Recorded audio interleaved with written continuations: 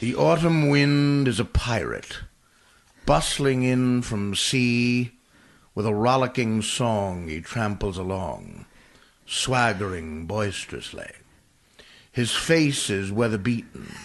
He wears a crooked sash, with a silver cap upon his head and a blistering black mustache. He growls as he storms the country, a villain big and bold, and the trees all shake and quiver and quake as he robs them of their gold.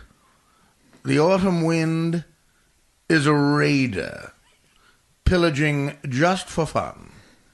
He'll knock you down and romp you around and laugh when he's conquered and won. What the hell's going on out here? A little trip down memory lane, baby. If you don't recognize that voice, you're not into radio or showbiz in general. The fucking great Artie Lang. Hey, John my Facetta. former lover and life partner. Yeah, we went through a great life experience together. Here we are. Sad part is I don't have a book to put it in. You do. No, I feel like we're both on the raft at the end of Papillon with Steve McQueen. Hey, you bastards! We're still here! Artie and Nick made it to freedom. Oh, man. Yeah. That's right, folks. I got to say, this is the greatest setup ever, man. I am in Nick DiPaolo's home. It's pretty cute, ain't it? His basement. This is amazing. It really is great. I figure if this show gets popular and then I start, spewing my politics, I'm going to need, security guards at the top of the road and stuff. You can do it here. That's the great part about it. How many comedians have a shot of them playing fullback for a big-time couch? Big time, yeah. You, Maine. I think we beat DeVry on Thanksgiving in that picture you're looking at. What is that? That's tailback, right? Yeah, tailback. Absolutely. See the guy? You can see a black back to the far right of the picture. Be a little more specific? Yeah. He's the only black guy in the field. Yeah. It's Maine versus Northeastern. Right. Northeastern, which doesn't have football anymore, by the way. But that's Sean Jones. Oh. He played for the Packers, all pro and stuff. Wow. Yeah. Look, he's getting crushed there. Our fullback is open and lighting him up. Boy, that referee really went to school to learn that stance. Can he look like he's taking a shit anymore? Oh, that's great. Looks like a picture at Elton John's wedding. Hey. And a lot of the guys are white. That is true. There's a lot of white guys. Oh, Christ, yeah. I mean, it's, it was Maine versus Northeastern.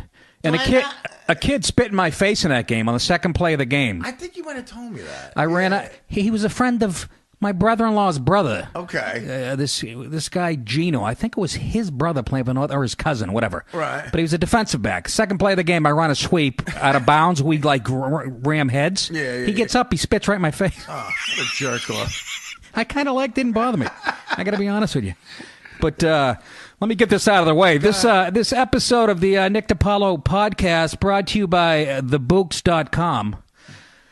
Let's face it, folks, sending online flowers sucks. We've all been burned. $19.99 somehow becomes $74.50. What shows up isn't what you ordered. It's mostly dead. It's like skunk cabbage with pigeon shit on it. This is why the geniuses at thebooks.com launched a whole new way to send flowers.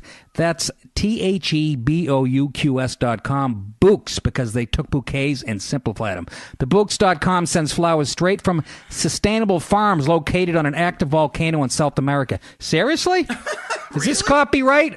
Billie Jean, my make-believe producer? It is? Wow, volcano flowers. And they charge a flat rate of just $40 for free with free delivery. So your loved ones get beautiful flowers and you save cash. For Mother's Day, thebooks.com is offering 20% off with promo code NICK. So go to thebooks.com, that's THEBOUQS.com. Click on the shop button at the top of the page and send that special someone a book. Don't forget, order today with promo code NICK to get 20% off flowers from a freaking volcano. Yeah. Very romantic. All right. My new thing is I can't stop doing a Donald Sterling impression. I can't stop doing it. That was great, Len. Yeah, I mean, do I not buy them clothes? Who buys them? I don't. I make the game. I don't. Do I not make the game? Who makes the game if I don't make the game? Sounds like Jerry Lewis. Yeah. Sounds like Jerry Lewis. And what does that mean, make the game? Yeah. Sounds like my mother going, did they make a touchdown? That's what my mother used to say. He sounds like it's a cake. And he sounds effeminate, like an effeminate Jerry Lewis. And they're not effeminate at all, clearly. He likes the women. But it's the most pathetic. When I listen to that broad setting him up so I know, Artie, right? And here's a guy made $1 billion in his life, and he falls for this. You just want to strangle her. You just want to go, okay, I'll take all the black people off my Instagram. Is that okay? Just literally like queuing up an actor. That's exactly what went down. That's exactly what went down. And she's as disgusting to me as he is. It's two grotesque people having a conversation. It really is. It's two LA people having a conversation. I mean, yeah, I understand. He's a racist scumbag, and he got what he deserved. He got the axe. I think he's going to get way. I mean, he's going to be. He might have to leave the country. That guy. Well, but that's what I'm saying. But it's so funny where we are. I mean, you're right. Not enough people are pissed off at her. I mean, or not pissed off. Not enough people are just giving her shit about her character. Of course not. It's all about the white old racist. That's what it's all about. But even Bill Maher said, "Hey." Even Bill Maher said, "Hey, let's calm down. The United States, you're allowed to be an asshole." Yes, which sums it up perfectly. He didn't break the law. No, but and being recorded in his. I hope he uses all his billions that he has, spends every last time trying to sue her. Well, let me tell you something. You know what's odd about this whole thing is, and again, part of the whole L.A. thing, if she was money hungry, she would have sued him. She would have blackmailed him first. Like, clearly she didn't, and his lawyers, even if he didn't get it, because I think he didn't think he said anything wrong. I mean, he's that ignorant, He probably didn't think, look, I didn't say anything racist. Well, legally, he probably did. His lawyers would have said, look, pay her whatever she wants. You can't have this tape out. She's clearly more into fame. That's what's scary about her. That's actually a great point. She wants to be famous rather than rich. Right. And she's not smart enough to blackmail him first, right. maybe. I mean, come on, that guy would have paid millions of dollars for that thing. I said that to Dennis Miller. I did his show today. I go, that's typical, like, West Coast broads. It's so shallow. I go, they should wear no diving signs around their neck. They're so fucking shallow. He must have loved that. Not all West Coast broads. I've met a few that, by the way, I got to do Dennis Miller's show. It was one of the greatest thrills of my life. I was on the phone for my book tour when I was in L.A. Yeah. I was on my way to another interview, and they let me. He took my interview on the phone, and it was fantastic. He had nice things to say, but if he loves you. He reiterated it. You and Norm. He kept saying, "Hey guys, Norm's my favorite. We got two mutual acquaintances. They're just the funniest cats." And him and Quincy Jones, the only two guys that can get away with saying cat still. Yeah. But he was real complimentary to you. I love Dennis, man. He's as good as it gets. Oh, it's so funny. I show up and his hair's all sticking out, but he's got like a T-shirt on. Oh, you did it in New York? In New York, studio. Yeah. I drove in today. And it's just so easy. Right. I mean, we have the same sensibilities. Conversation. I mean, he's just, and he's got that friggin' vocabulary. I couldn't even keep up with him. He did like 4 or 5 references, and I just laughed like I knew what he was talking about. Right. Well, that's the thing. It's like watching Bugs Bunny when you're 8 years old. You don't know why you're laughing at it. Like, you didn't get it when you're older. With him, you laugh just because it's just funny sounding. That's what I'm saying. Like 3 of them were in French, and I'm like, meanwhile, I'm going, I'm rolling my eyes going, this guy's burying me. I got to get out of here. But so what else is going on? What happened in Detroit, Art? I never get the full story. Well, I typical me, I just ignore things until I almost die. That's my that is your MO. I got diagnosed with type 2 diabetes, which was a real surprise. What's I don't know the types. Is that the expensive one? Type 1 you're usually born with, and your pancreas doesn't produce any insulin. So you have to give yourself insulin. Type 2 is your pancreas is producing insulin, but not enough, so you could control it with pills. It's not nearly as serious, type 2. What is insulin? Insulin is your pancreas produces insulin, and it's something, I wish I had a better answer, but it's something your body needs to keep your blood sugar normal, low. Right. Low. Yeah. And it naturally produces it if it's healthy.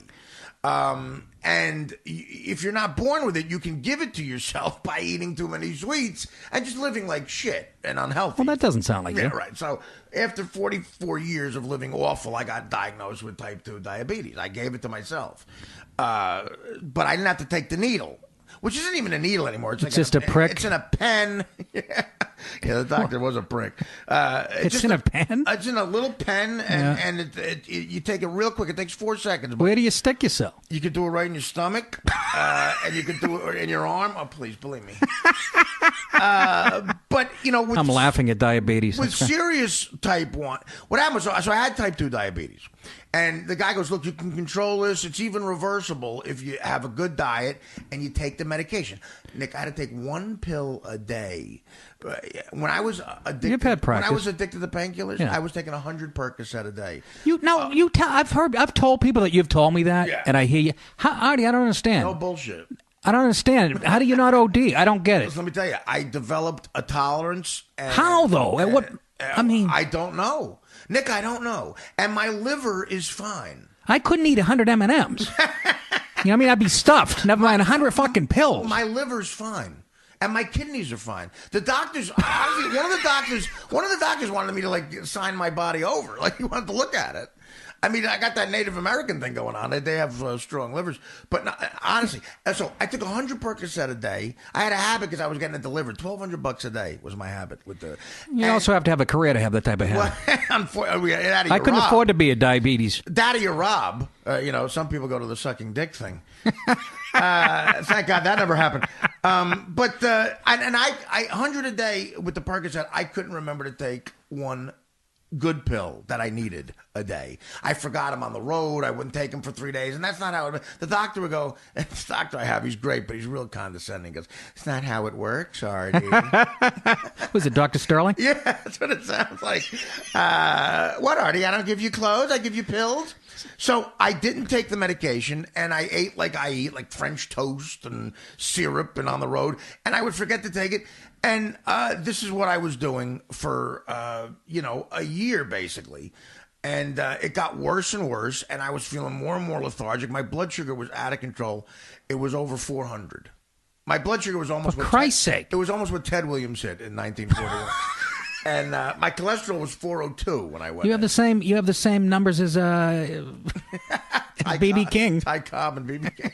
So I go in and I go to Detroit to do a gig, and of course I had the next week off, and I booked the episode of Hot in Cleveland. I heard that. Yeah, I was going to. And I was laughing my balls off. I had all these funny scenes with Betty White and Valerie Burton. They wrote me a kind of a funny part. I was going to get my benefits from it because nothing I do was union anymore. And it was a good chunk of change. And then I was doing the Nokia Theater. I was taping that Friday night and doing the Nokia in L.A., and then flying back. I mean, so that's my schedule I give myself. So yeah, I do the gig in Detroit, sold out show at this theater, great crowd. Not the Fox. Royal Oak. Royal Oak. Okay. Did we do the Fox together? I think we did both. We might have. Yeah. Okay. I know we did the Fox together because that was the night I was on stage, and I take a pause for a second, and somebody goes, "Hey, you look like Steve Mariucci." Remember? They got the biggest laugh of the night. That's right. With a Detroit crowd, you can't pause. It's like a Cleveland crowd. Yeah, or like Boston, and that was actually funny. We did the Fox together. Okay, a real funky velvet green room. It looks like 1940s. Yeah, and that's a classic old theater. Yes. I signed my name on the back next to Sinatra. Royal Oak is wasn't that Bob Seger born in Royal Oak? He mentions it in his song. Yeah, that's right outside Detroit. Yeah. So I get through the show, thank God. Real good crowd. But at the end, I'm feeling almost faint. I get in the back, and Timmy, my guy I travel with, he's like, you don't look good. First of all, I go out. I go, "What's up, Detroit?" He goes, "You look like shit." There's a doctor in the front row. I mean, you're a doctor. Right. I look back at some of the pictures they posted on Twitter with me taking pictures, and I do look near death. Even worse for me. I was going to say, you've been pretty gray since I've known you. Skin. Every once in a while, I tuned into the show. I'm like, fuck. I go, Jesus. It's got to be makeup. He's got some color in his cheeks. When did UB Brown get, Artie? So I get through the gig, and I say, listen, let me get to the hotel. I need to just rest. So I go, and we're supposed to fly to L.A. from Detroit. The horrible schedule. 10 a.m. the next day. The next day, man, I wake up, and, dude, I've gone through heroin withdrawals. I never felt I was in close to a diabetic coma.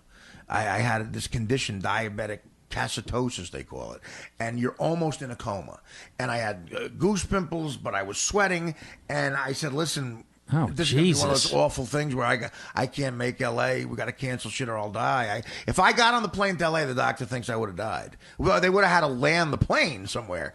And I went to the emergency, we called 911, went to the emergency room, and then we start playing the fun game of find a vein that's not covered in fat to get an IV in.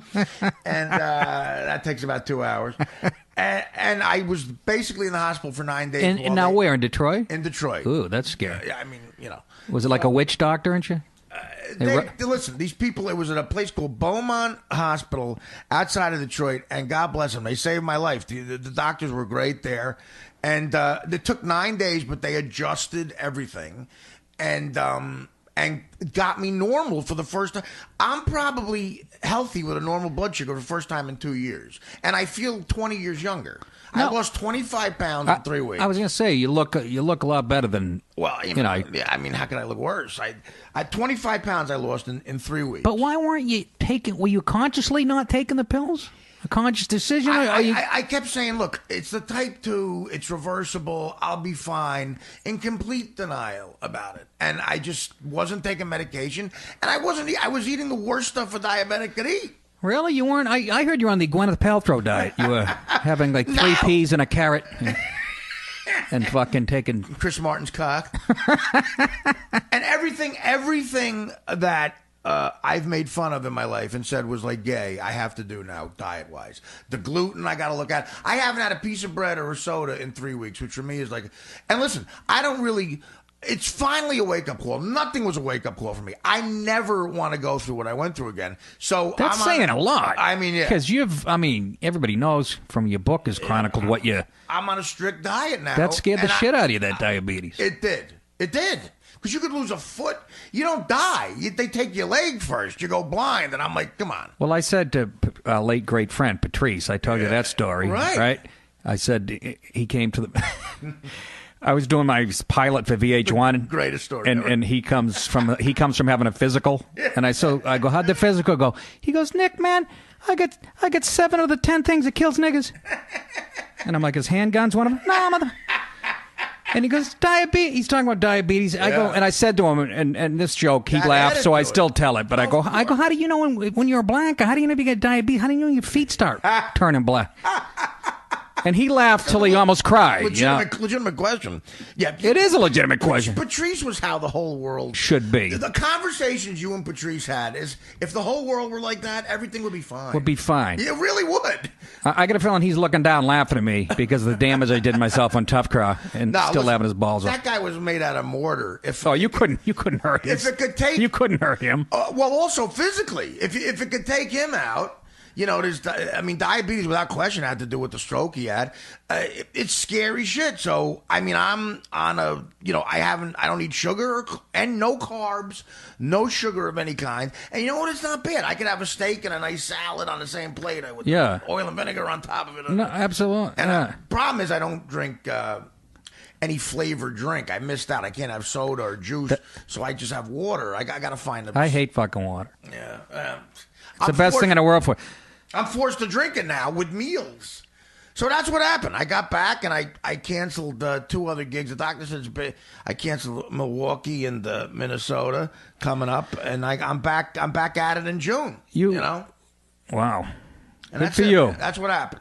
But you got to tell this story because I witnessed how you ate. Yeah. And I had known you before that. I remember when you and I doing the Comedy Connection in Boston, and I remember you went to bed, you staggered off somewhere, I went my way, and then the next morning I go, whoa, I go, what'd you do last night? He goes, I don't know, but I woke up and I had a pizza box on my chest with 1 slice left. I was shirtless with a pizza box on my chest.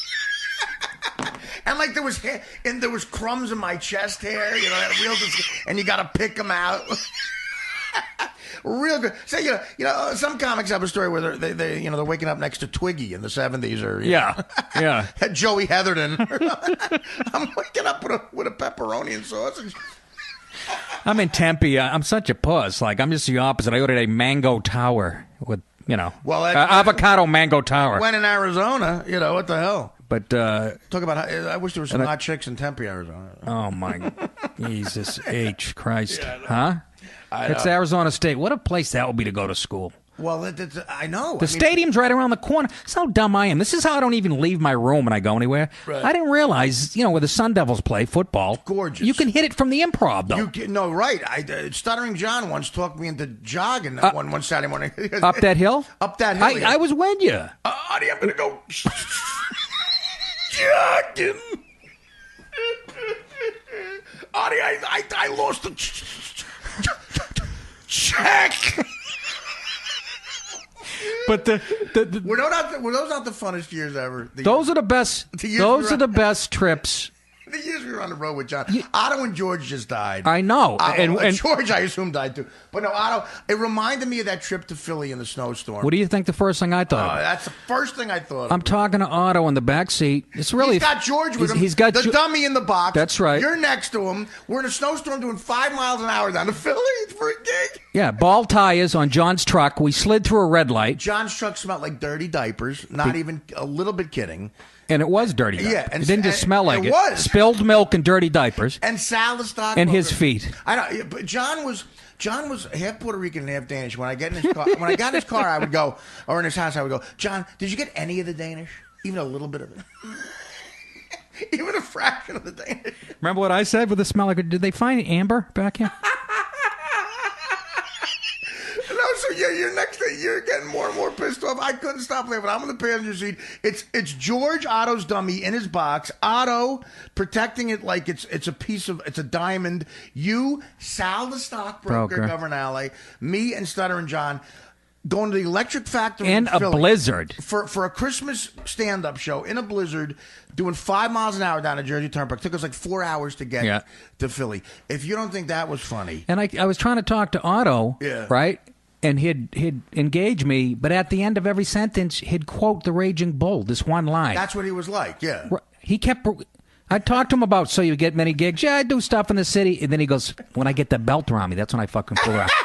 And he kept saying it like he's crazy. Like Raging Bull Tourette's. Well, he was crazy, Otto. And, he's dead now. He smoked crack. There's stories. That guy in Buffalo that me and you goof around a lot about, he ran the club up there, said Otto... Marco? What was his name? I forget what the guy's name was. But he said Otto went up there and asked him for the $800 he was getting for the 2 nights in advance in cash. He gives it to him. Otto disappears downtown Buffalo with the dummy.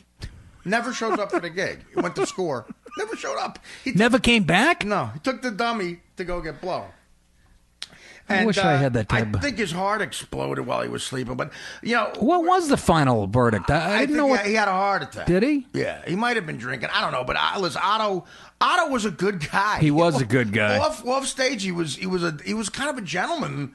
And he didn't give a fuck about show business. That's the great thing. He didn't give a shit about regular. He was the best Stern guest because he would give Howard shit. He would give us all shit. I know. I love that he got on Letterman near the end. Right. Remember? Yeah. They had Ventriloquist Week. Right. I was so happy for him to get on Letterman. Listen, man. Rest in peace, Otto. Absolutely. I think he was about 46 years old. But... yeah, as soon as I heard that, I thought of the trip with John. That's the first thing I thought of. Those 3 or 4 years when we were on the road with John were awesome. You don't realize it. We had so much fun. Those were the good old days. We didn't realize what those were. At the time, you're like, oh Jesus, I got to do the Stress Factory. I had to follow Lampanelli one time. It was a stuttering joint. I don't know if you were at that one. Not easy. You weren't there. I wasn't. I don't remember that, but not easy to do. I've had to follow. You know how I got pride in following anybody. Yeah. I had flop sweat 5 minutes in. She had taken the roof off the dump. Yeah. I followed her in a roast at Stern once. That's not easy. I mean, I did it right because I was on the Stern show. We're Stern fans, but she's rough, man. But back to your diet. This is the one. But this is tell them about when we were doing Nick and Artie in the old studio. Yeah. When you would order those 3 sandwiches near that deli near your house in New Jersey, and you got there and the guy had given them the wrong order. There were 3 huge sandwiches, and I'm talking those stage deli type sandwiches. You mean a Jewish deli sandwiches, like the Italian deli, like the Jewish one? Okay. I don't know, but it's near you. It's near where you live in New Jersey. The story was, but you went there and they'd given the order to somebody else. And so the guy goes, I'll make you 3 more. Right. And then the person came back with your sandwiches, so you took all 6 Oh, home. that's right. And folks, when I'm telling you, That's right. Picture the stage. Was Carnegie Deli a stage? Which one has like the foot? Carnegie End Stage. Yeah. Carnegie's big, the one known. But they were that big. Yeah. And I said, so what did you eat? Like you finished like those 2? And you said, no, I finished them. I couldn't stop eating. Artie, get like that. I couldn't stop that eating. scared the shit out of me. By the way, no pissing on the walls in here tonight. You piss on What the hell's going on out here? You piss on one wall, everybody gives you shit. You know, I'll tell you, I don't know if I started doing this on the show. The Vince Lombardi documentary on HBO. You know, you wonder what it's like to be, how stressful it is to be Vince Lombardi's son. Vince Lombardi's son, when they interview him, everything seems normal, but every once in a while he's got this insane twitch. He keeps. Yeah. I tell you, he was a great dad, but don't grow your hair long. Don't. Wait a minute, he had a gay son. I don't think he had a gay brother. Oh, it was a gay brother? Gay brother. Is that the one he killed? No. No, he was very... Are you sure it wasn't the son? He was very sensitive towards the plight of the gays because of that. He was like a... Yeah, so much so he wouldn't get a colonoscopy and he died from ass cancer. Well, listen. He was an enlightened guy when it came to that. I know the son wasn't. I'm almost positive. It could have been a cousin, but somebody close to him. Yeah. So the son was all twitchy, and can you imagine having him for the... I tell you, he was a great dad, but don't not mow the lawn. I'll tell you. They name a rest area after your father. You know, he's on the Jersey Turnpike. He was a great dad, but don't get under a 98 on your math. Remember when you and I did Jimmy Fallon show on Thanksgiving when Martha Stewart was there? I said that. Classic. Remember she had a panini maker? I go, Martha, my dad used to put my hand on one of those when I got a D in math. And Jimmy goes, Nicky, no. She didn't know what to make of us. We think about that. We're on tape on Thanksgiving Day. Who else was there already? It was me, you. Who was Martha Stewart? Who was the other guest who was basically invisible? It was a broad, right? It was. Oh, was it? I thought it was someone like Flavor Flav. It was a real. It was a famous chick. Like I forgot. Oh, it was Rashida Jones. How the fuck do you remember that? I remember because I was talking to her. I kind of know her because I know. That's Quincy. right. She's a good-looking woman. Oh, she's beautiful. Yeah. Pure stunning. Who was it again? Quincy Jones' daughter. One of the ones you had with Peggy Lipton. They're both stunning. Like, you know, that perfect mulatto skin with the blue eyes. Yeah. Oh, she's hot. Yeah. They didn't know what to do with this. Nice chick, though. Yeah, we're Martha Stewart. That's a tape I'll always cherish. Let me do this commercial before I forget. Okay. This is what I do. The first time I was doing this. This is perfect. The thing ends, and I look. I have 3 reads I didn't touch. Get all nervous. This is perfect. This portion of the Nick DiPaolo podcast brought to you by Harry's. What's Harry's? It's a great company that makes great razors. Harry's is focused on providing guys a great shaving experience for a fraction of the price of our competitors. Half the price of our competitors. And big guys like Gillette and shit. When you do Coke, too. Harry's razors. Perfect. Clean product design, high-quality blades engineered in their own factory in Germany for sharpness and strength. Shipped right to your door, folks. And you won't find a better quality razor or get a better quality shave than Harry's razors. You can order online. And like I said, it comes right to your door. It's that easy. Go to harrys.com and use the promo code NICK to save $5 off your first purchase. That's harrys.com. Use the promo code NICK and you'll get $5 off the first purchase. Harry's is less than 1 year old and is already disrupting the shaving industry, offering a better shaving experience at better value than giants like Schick and Gillette. The company makes amazing German-engineered blades, and they care so much about the quality of the shave, they actually purchased the 93-year-old German factory that makes them. $15 gets you a set that includes a handle, 3 blades, and shave cream delivered right to your door, folks. Harry even offers custom engraving option to engrave your initials on the razor if you're an aristocrat. That's harrys.com. That's HARRYS.com. Nice. You're getting good at that. Remember when we had to do them and you would bang them out like you could tell. The problem is you get good at that, but then there's no feeling to it. You know. I'm like, what do you want from me? Can you hit Sprite better? Yeah, they wouldn't tell us either over there. Remember at the last minute they'd hand us like 8 things. We're about to go home. No, by the way, that continued. Yeah. I don't mind doing well, actually, we AshleyMadison.com. What is that? What is Ashley Madison? They help you cheat. They oh, that's what that is. For a fee, they help you cheat on your significant other. I'm looking at the name going, that sounds like a hat manufacturer. They can hide the emails somehow. It's crazy. It's like NSA shit. That's exactly what it is. Now, can I get, what is it? Ashley, let me write that down. Andy's going away to a horse farm next week. 8.5 years I was on the Stern Show. The only commercial Howard wouldn't read live was he had just gotten married. He wouldn't read AshleyMadison.com, so he made me read it. And I'm sure you're kidding me. I'm sure the client's happy when the icon's not reading it. The fat guy next to him with a drinking problem. Howard's not going to read the commercial. I got some footage of you and I on one of our not so good nights when we had tension. Really? Yeah. Footage? You mean like audio? Audio, yeah. It got pretty ugly. See if I can find here. What's the idea? Get upstairs. That's you telling me to get upstairs. One of the hardest.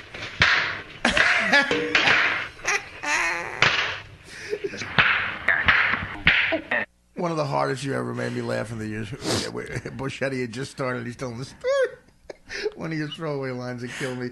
He's telling a story about being at a wedding, and he tells his mother that he thinks the chick is hot, and the mother says, "That's your cousin, you imbecile." And you go, "What was your mother, Mo Howard?" It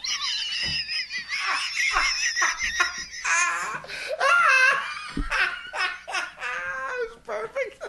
That's your cousin, you imbecile. First of all, who goes up to their mother and says a chick's hot? Buscetti drunk off his ass. A fucking imbecile. At a wedding. Hey, skillet head, get your hands off the bridesmaid. Come here, sizzle chest. I see Mrs. Was your mother Mo Howard? I remember you cracking up at that. Oh, shit. That was perfect. Bo Shetty last night.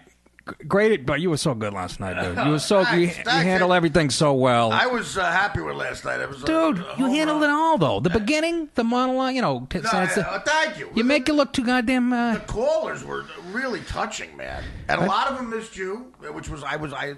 Yeah, that was nice. But look, it was 2 years, 7 months into 3 years. It would have been nice to end it, but what are you going to do? It's the end of an era. Is it? No, exactly. Me and Era? How do you spell that? E-R-R-O. Era. Era.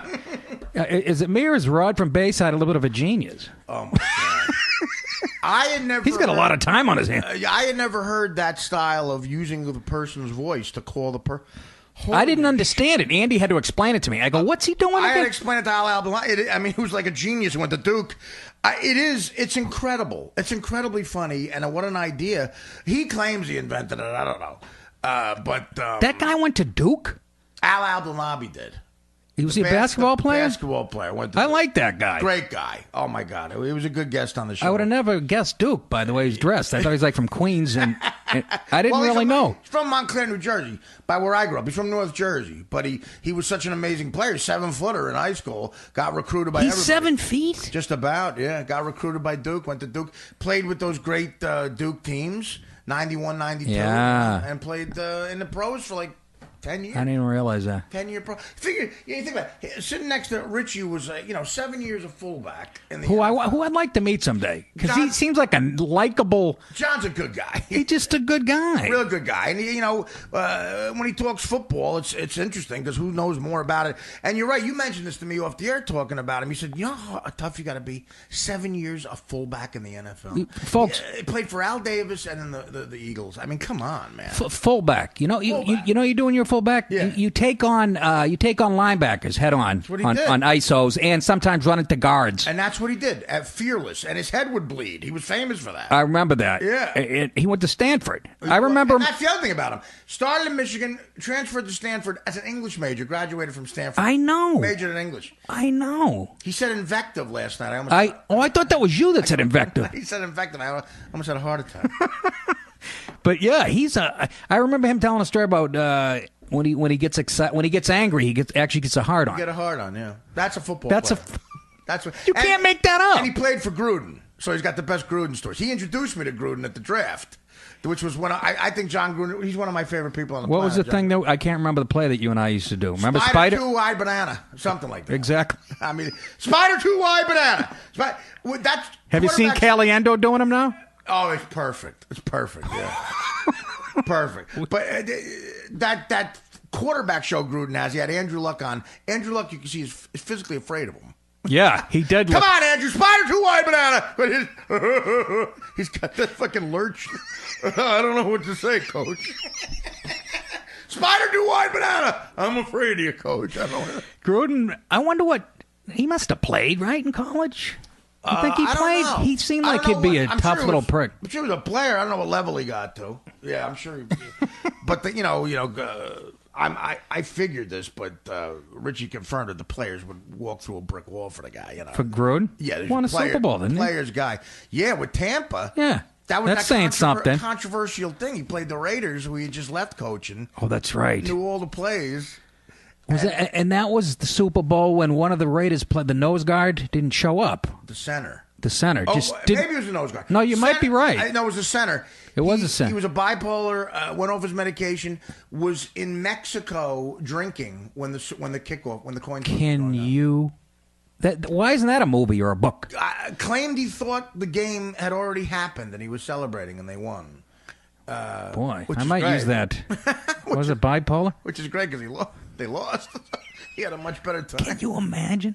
It's like, was it Darryl Strawberry, right? Watching a game. Remember, was he with the Dodgers? He was in a motel. No, but I heard Darryl. Whoa. When he was a Dodger. Yeah. He was in a motel smoking. He was Yeah. smoking crack and watching the Dodgers on TV. He didn't realize he had a game that day. He puts the TV on and the Dodgers are on. How about me and my buddy Danny, the bad cop I always talk about? This is around The bad cop. 1989. We somehow get upper blue seats at the Garden, upper deck Nick tickets. We go to the Blarney Stone, start drinking. We start watching the game. Around the third quarter, we're ossified drunk. We realize we have tickets for the game. We're watching it in a bar. What is he? Is Danny the cop still a cop? I haven't talked to him in a couple. No, he hasn't been a cop for 10 years. Oh, he used to tell those stories. The bad lieutenant. Yeah, when you're running for a bookie and you while you're on duty and 211s are in progress and you turn down your mic so you could collect on a Raider game. You don't keep your job to them. How about Trout for the Angels? Oh, I know. Jersey kid. What a unbelievable. It's like watching a young Mickey Mantle. You're right. Artie. It's fun watching him. It's fun to watch. He looks like a football player, though. Yeah. What a badass. Just one of those kids. What a great American existence. He's living the dream. You know? But how do you not hear about him until he gets to the pros? Well, wasn't like Bryce Harper? He was actually too young. You know, wasn't he like 9? He was 18 or 19 when he came up, right? I guess, but you heard about Bryce Harper when he was like 16. Remember, they brought him to Yankee Stadium. He's hitting balls into yeah. And so you heard about him for years, right? And Trout, out of nowhere. Yeah, like the natural. Like it's one of those stories. Baseball's not the only sport that has kids like that too. It's still the most romantic sport. Yes, baseball, where that could happen. You're right. It's just a cool story. He looks like a badass. You root for the guy. And speaking of, let's talk baseball. Yeah, there you go. Your Sox. You weren't on the show when your Sox. The Giants beat the Pats. You don't think I was sitting home fuming, going, motherfucker, they're not even talking about the Red Sox. And how the Sox lost that year, that last day of the season. But listen. First of all, talk about a movie. You get the marathon bombing, Ortiz with the 617s, and Boston Strong, and Ortiz having Babe Ruth type. Maybe the best post World ever. Series. There's no argument. Yeah. I don't think, and it's not the first time he's done it. Like you said, 2004. First time you guys won in 2004, he hit he was winning games, not just winning with singles, dingers. He's hitting. He's an amazing clutch player. And not only in the World Series, yeah, and the ALCS. Yeah. I can't remember. Was it the Tigers? He hit the one. What's the one when the other guy went over the fence? Right. Yeah, right. Exactly. Was that Ortiz? I can't remember. That was Ortiz's home run. That was Ortiz. Yeah. And he people forget. They remember the World Series. I go. He carried us through the ALCS. Too. He's the kind of guy in the postseason you walk him with the bases loaded. You don't want him hitting the ball. That's the other thing I don't understand. Why nobody drills him? Yeah, well, in the old days that would have happened. Don Drysdale or Bob Gibson would Would have have put one on his ear. one on the back. He stands in there. He's way too comfortable. Yeah, I mean, you hit a home run off Bob Gibson. The worst thing you do is get up again. No, exactly. Nobody even brushes him off the plate. It's it's a different world now. Now the Yankees were gonna tighten their belt over the offseason, and they go out and spend $500 million. God damn it, Artie! I don't like this. I'm getting ready to tighten my belt around my arm. Listen, the Yankees have great pitching. So if that's the case, anything could happen. I love that A-Rod's not there. I know. They're almost likable. But the Jeter, again. He's old. When these great players go... Too long? Other teams give them gifts. I just want to strangle somebody. Yeah. Well, he needs her. He doesn't he need a new car? Because he's got a Ford Edge, apparently. According to the commercial, he drives a Ford Edge. And that's fucking... No, I know. Who gives us... thanks for keeping me out of the playoffs for 18 years, Derek. Here's a Corvette. Exactly. It's ridiculous. Giving Trump a watch. No competitive edge anymore, And he looks old, Artie. He finally, and again, with the bald head, he looks exactly like Franklin from Charlie Brown. Jesus, he looks exactly like right. Franklin. Apparently, girls like Franklin's dick. Yeah, that's fine. But Franklin's play shortstop and makes $20 million a year. So Jeter, Ellsbury. Yeah, and now a Yankee. Okay, he's the best Yankee right now. First of all, he looks like he's 8 years old. I don't realize how young that guy is. 8-year-old. I know. Kid. But how do we let him go to the Yankees? Happy to have him. What is that, dude? Listen, this was your decade, though, man. I mean, come on. I mean, Boston's gotten again. It's the best sports town. Last 10 years. Funniest people on the planet came out of Boston the last 30 years. Get ready for that to end because there's no negativity now. If you hit 8 years old around 2001, what do you got to bitch about? You got the Pats, you got the Celtics won one. They were always good with the Pierce and fucking Garnett, and you got the fucking three fucking titles with the Sox. And the Bruins knocked them off. And the Bruins are the best record in hockey this year. They won a cup 2 years ago. That's what I mean. So I mean, this is like, fuck you guys. There's gonna be no more. You're gonna be unfunny little pricks now. No, you're right. I told you I went to the Tony Burton and Super Agent. Our Super Agent was great enough to get me tickets to the final game. Tony's a good man. I said to you. I said, you got to go, man. You said that like a year prior to... Because when they won in 04 and 07, they didn't clinch at... That's what you said. Yeah, and I thought you were being picayune. No, dude. You got to get a little sentimental when you were there, right? Dude. Yeah. It's a night, even though I'm, in my 50s, it's a night that's... I'm like a little kid. As a Yankee fan, I got that off my bucket list at the age of 10. Oh, I know. No, I know. But like you said, that's amazing. The whole feel is different. When I went to the Sox game in the early season, I remember smelling cigars and peanuts, right. And guys, with a gut hanging out of their sweater, yelling at the umps, big red Irish faces and stuff. Right. Now people are holding up their babies, and other people are taking pictures of the. I saw that like 4 times, right. And I go, when I went to the Sox game in the 7th, only time anybody held up a baby was to block a line drive from knocking over their beer, Now it's you're right. It's a very it's date night. There's all these good-looking chicks with their. No, I know it's politically correct. And again, in the old days, they would have charged the field. Now, because all the rich people used to leave early because they were afraid the crazies were going to attack them. Now the crazies can't get in. It's all rich people who are not going to get arrested. They all behave themselves and golf clap when they win. I know golf. In the '77 series, we had people like my father and me. My father throws me on the field. I'm not even a little bit kidding. Like, I think back to some of the shit my old man did. I mean, would be in jail for years now.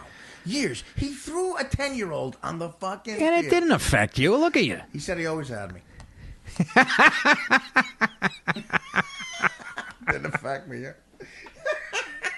He did. He found me, the motherfucker. I don't know. That's a great thing he did for you. Yeah, I remember his friend asked me to hold his beer while he rolled a joint in the upper deck. That's a little different story.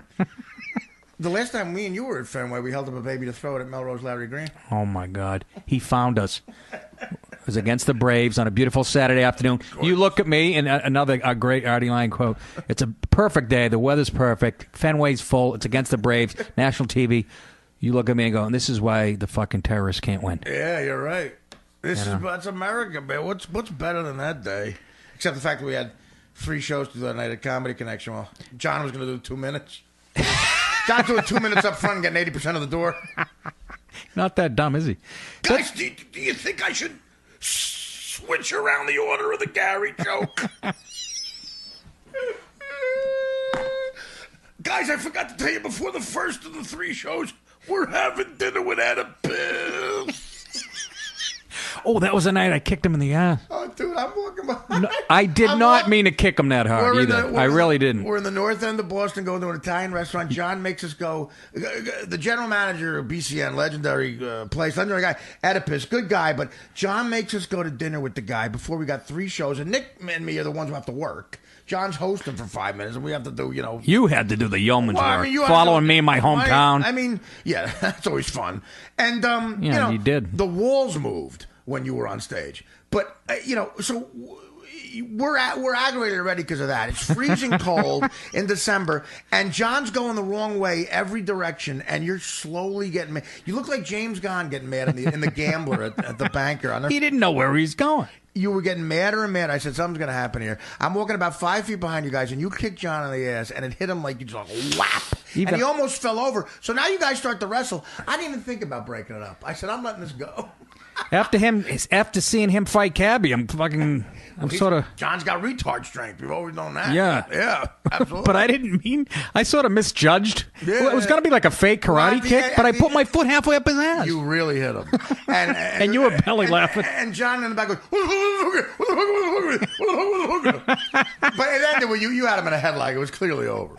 But then we go, guys, by the way, we're having dinner with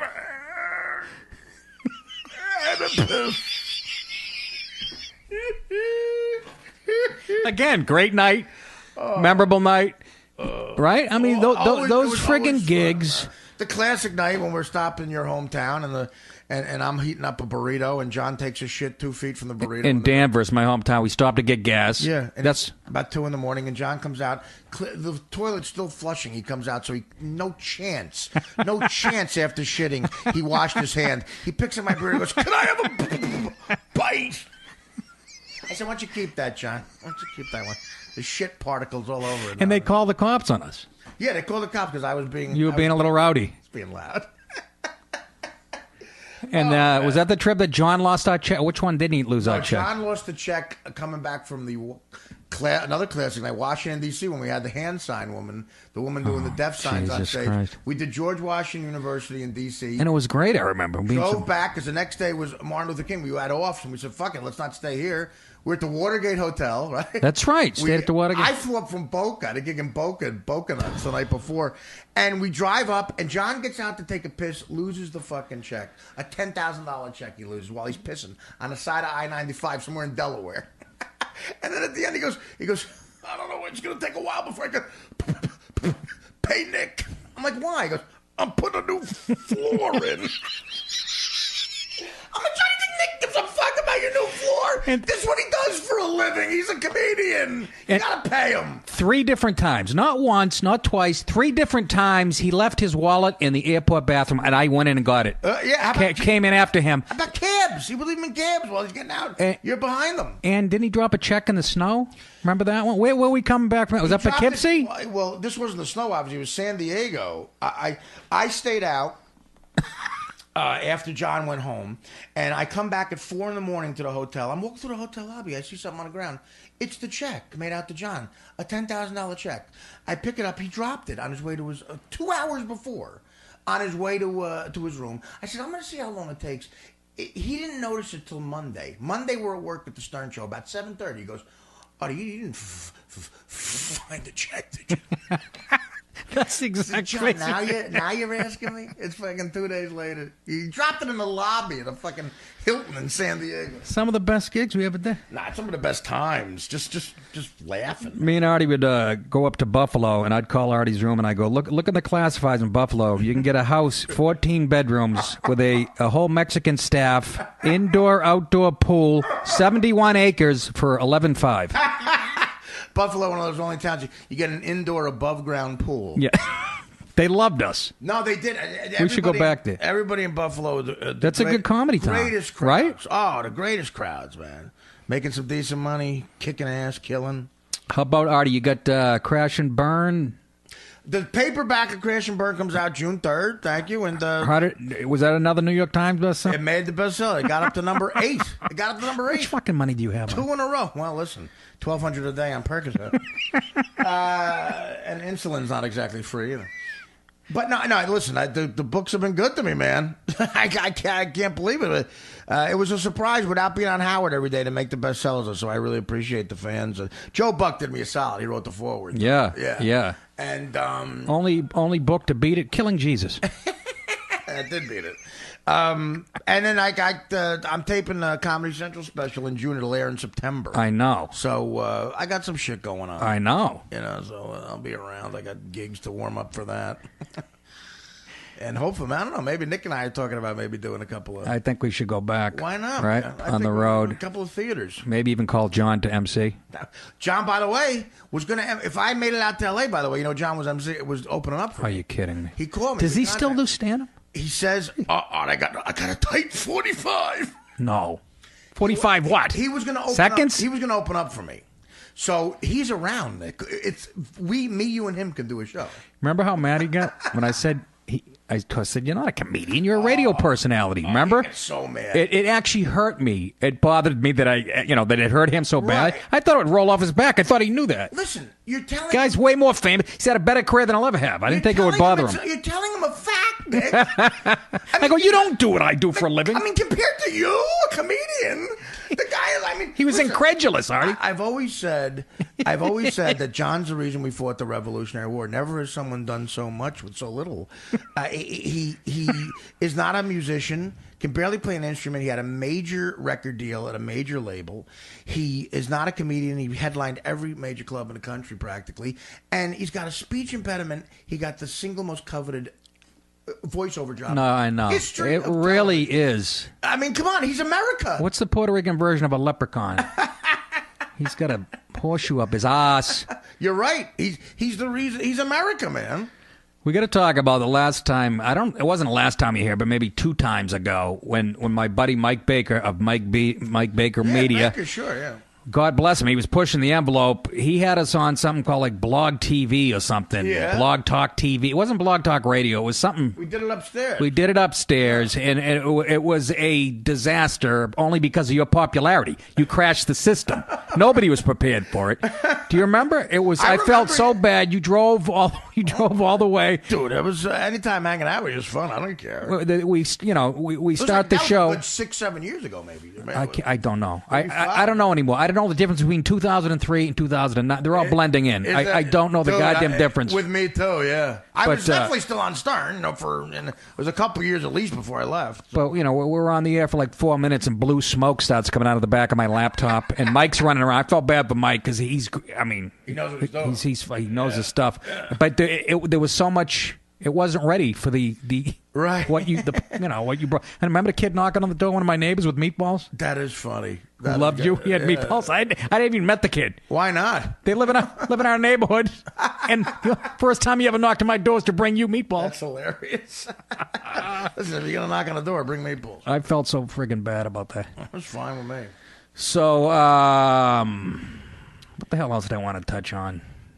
What do you think of Colbert and you did Fallon already? You did the Tonight Show. I did the Tonight Show. Great. And Jimmy, was nice enough to bring me on there.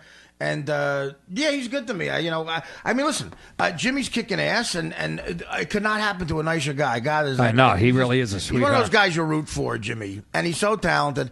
The Colbert thing is, I think Stephen Colbert's funny, but it's odd because he does an act. He does a character. It's an odd choice because of that. I'm just glad it's not Chelsea Handler. I'm fine. But Colbert is funny. I mean, God bless him. But it's weird that he does that ironic act that he does. I'm wondering if the suits didn't even realize he's being ironic. I mean, they probably don't. They're such lefties. You're right. And they loved him mocking. He's mocking, basically doing a Bill O'Reilly character or whatever. Right. And maybe they were assuming, he's going to do they were assuming that it's going to fly for Middle America if he did. No, but he's got to be himself. Nick, I think you're 100% right. I guarantee you there's executives and a lot of people in America who don't know he's doing an act. I mean, absolutely. Right? Absolutely. They think it's the real thing. But look, at least it's someone who's funny, He's a good. He was. I met him on. I think we had him a Tough Crowd, and he is funny, smart, and funny, and very likable guy. Smart motherfucker. And somebody's telling me they think like. I mean, I hear this that he's not even like a real lib. He's like a South Carolina Catholic kind of. If that's the case, he really is a genius. It might all be an act. I mean, that's pretty good. He's got a. Look, I think Bill O'Reilly's a Republican, but I think a lot of that's push too. I mean, that's right. He's a brilliant guy. That's what people who hate him don't want to admit. I mean, the guy's fucking. He's all right, ringing it out, man. You know, 16 years, #1. Yeah. So. Yeah. That's what Howard told me once. He would tell me. He goes, the way you can be successful on the radio. I mean, obviously you have to be talented. I remember you telling me this, and I already forgot it. Just take the way you're successful on the radio is take a definite black and white opinion on something, and don't waver from it. If you don't believe in it, if you don't think it's true, if it's stupid, don't just take a definite opinion, because the people that agree with you will listen, and the people that don't agree will listen even more. That's easier said than done. Absolutely. But look at the guys who were successful. Rush Limbaugh never wavers. O'Reilly, never wavers from stuff. It's, and the guys on the other side, the same thing. Ronan Farrow. Oh, my God, man. I hope he's not Sinatra's kid, because... he is. You know he is. He looks exactly See his like eyes him. Looks exactly like him, but I don't think he's banging Rita Hayworth. I don't... Oh, God, that kid annoys me, man. He really does. But I hope Woody Allen did fuck him. Listen. He's going off the air. I heard he's not doing well. I think it's done already, isn't it? Oh, it is. Yeah, that's what I heard. Yeah, he does look like old Blue Eyes, man. When he was real thin, when he was really young. I might have to do jury duty, Artie. Have you ever done that? I know you've been on the other side of the jury looking at you. I always had the fellas in Jersey make a couple of calls. Did you really? I don't have that up in Westchester. I had an uncle who got me out of it every time. Did you? But you got Uncle was the head of the Carpenters Union, guys that we always had. When I would get the jury duty, my mother would go, call Uncle Frank, and he would get me out of it. You got his number? Is Frank still alive? He's not with us anymore. A bunch of my cousins are currently digging up his backyard. I wish I was kidding. No, I've never. So I've never done jury duty. Me either. And When are you doing it? They sent me one back in January. Give him your DVD. You'll be dismissed in 5 minutes. Exactly. Exactly right. Exactly. Here's some clips of me on Tough Crowd, Patrice. I'm not kidding. I mean, first of all, just because you're in the media, sometimes you might talk about the case. That got, after my Uncle Frankie died, I got called for it once, and because I was on Stern, they wouldn't take me. Well, that I can see, yeah. And also maybe some of the things I said on Stern. I was going to say, I mean. Yeah. No, I got out, so I've never had to do it. They called me like in January to do it, and I had some legitimate thing. You can give them one excuse, but you have to give them another date. Yeah, you have to give another date, which I did. Mm-hmm. That was back in January. I'm like, May, that's a long ways away. I'll do that. And so I got a call on next Friday night, and I kept my schedule for May open just in case of that. You know what I mean? What if it's something that takes? It could take a week, or it could take 2 days, or a month. You right? get on a murder trial. Oh, please no. I know people who've done it, and they say it's fascinating, but they have fun. But none of those people have lives that I've talked to. No, exactly. You got to work. And what, you get $5 a day or something? It's but it's terrible if you get on a long trial. It's brutal. Yeah, so I'm hoping not. So I'm doing the stand every Wednesday night. I'll be around, man. I'll be doing set cellar. I'll be at the cellar to stand because I got to get ready for this thing I'm doing, and I have a lot more time now. Yeah, you do. I'll be around. Well, hey, brother. Thanks, Nick. Artie. I love you, man. This is same here, what a weird few years this has been, man. But I'm so glad that we're friends, and I always have been. And congrats on this setup, brother. This is great. Oh yeah. I made like $40 doing this last week. I know, I go from the what is it, Madison? Ashley Madison? I know, the AshleyMadison.com. To my unbelievable. That get DirecTV, give them props. That was an epic studio. Absolutely. I still have their product. Absolutely. Look, look at the dish. You're not going to beat it better. I'm recording 3 games right now, by the way. Good product. You're a sports fan. You got to have it. You know what I mean? Yeah. That's my life. I come home from the Comedy Cellar somewhere. I'll come in. My wife will give me a peck on the cheek. It's about as sensual as my Aunt Carol kissed me under mistletoe. She'll go upstairs and watch Friends reruns. I'll go downstairs and I'll watch the Sox and Yankees back to back. It's called a marriage. And I'm having sleeping problems too. I meant to bring that up. I can't. That's when the trouble starts for me. How do I get to sleep? Well. Yeah, because... Well, me and you, this famous story, me and you, I was a full-blown heroin addict at the time, but nobody knew. Me and Nick and I are on a 14-hour flight to Afghanistan, to Kandahar. Nick goes, you want half an Ambien? I'm like, yeah, I'll put my foot to sleep. And he takes like 4 of them and swallows them. I look over and our lady's tapping his foot, looking out the window. Like he just had a cup of coffee. Nick took half one. He was asleep for 11. He slept 11 hours. Like a little girl. And this is how little I know about drugs. I was cutting time release pills, which you're not supposed to do. Right, you can't. It doesn't work. Yeah. So it was making me. But Artie, I can't take any of that shit. Even the holistic stuff. I ordered some stuff through the mail. It's like valerian and holistic stuff makes you goofy. Natural stuff makes me crazy. It's something to do with that part of the brain. The next day, I am scary. Ambien, I can't even go out in public. No, Ambien's a different thing. It's not even about the amount. You could be a heroin addict. One Ambien could take you out because it's a different. It's called a benzodiazepine. Yes. Yeah. I can't do any of that. Or Xanax is a benzo. That's a benzo, like Restoril. And withdrawals from that stuff that and booze withdrawals, they can kill you. Heroin withdrawals it's awful. Right. Won't kill you. Benzos like Xanax and what you're talking about, Ambien, can kill you withdrawing from it. And booze. So you gotta be careful with that shit. No, I don't take it. I can't. I went to a doctor's office. I think I told you this, and this was a couple of years ago when we lived in Tarrytown, right? And I had taken Ambien the night before. No, yeah, it was Ambien the night before. And Andy, she goes to the doctor's office with me, and I'm sitting there, and she goes up to the window, and the girl is on the phone and puts her hand like in Andy's face. Instead of just saying I'm busy, you told me, and I went fucking crazy. I'm sure you I did. went mental, and the doctor comes out of his office and pulls me in to his office, and he goes, "What are you here for?" And I go, "Depression." He starts laughing. I wish I saw that. It's when I was a longshoreman, the insurance we had, they would give you that's where. The guy in Newark, the longshoreman dentist, that's the dentist who called me a pansy. Yeah. I was drilling my tooth. The guy, he goes, come on, he had his knee in my chest. He goes, what are you, a pansy? Thank you, Dr. Finkelberg. It's the ephedrine I can't either. The nose spray makes me nuts. Stay away from it. So that's meth, right? It's like ephedrine. It's. You're in an episode of Breaking Bad before you know. I got a whole chunk, by the way, on meth. That's the new bit I'm writing that I want you to look at. It's funny stuff. Artie, thanks, baby. Thanks, Nick. Seriously, love you, man. This was great. Yeah, and Adrian's upstairs. We'll go upstairs and have a couple of. You can't have soda. I'll give you Poland Springs. Our 2 broads are upstairs. I can't do anything anymore but stare at a wall. Any dates you want to plug or? Anything? This Saturday night I'm at Gotham running my. I take this as a badge of honor. Comedy Central's lawyers are taping my hour before to make sure. Yeah, before we do the special. I might go watch the lawyers. 11:45 at Gotham this Saturday night. Coming up. What's Saturday night's date? May 3rd. Yeah, May 3rd, 11:45. I'll be at Gotham in New York City running my hour. If you want to see what the special is going to be. May 1st, I will be, which is 2 nights from now, Thursday, me and Robert Kelly are doing Harris in Atlantic City. That's a funny fucking show right there. So, and Nick and I might be doing something. Yes, keep an eye on. Yeah, we got to get something going. And I'll be at the Stand every Wednesday night in the city in May because of my jury duty. I have to stick around. Great club, great food. Thanks, Artie, so much. Thanks, Nick. Kids, that's about it. Thank you for tuning in. Wash your asses. Talk to you later.